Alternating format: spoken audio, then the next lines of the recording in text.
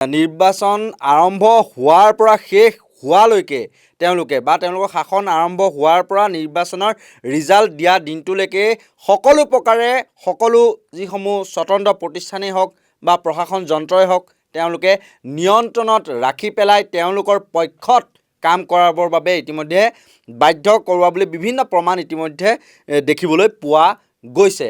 আৰু এই ক্ষেত্ৰত কিন্তু বিৰোধী ৰাজনৈতিক দলসমূহতকৈও সৰ্বসাধাৰণ ৰাইজ সজাগ হ'ব লাগিব।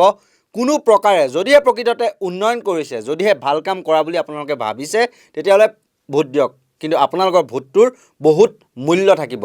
গতিকে সজাগ হওক, সচেতন হওক। আঁচনিৰ ধন দিম বুলি কৈছে, আঁচনিৰ ধন দি আছে, সেয়া কোনেও কাৰো পকেটৰ পৰা দিয়া নাই, সেয়া আপোনালোকৰ প্ৰাপ্য যদিহে আপোনালোক তাৰ উপযুক্ত হয়।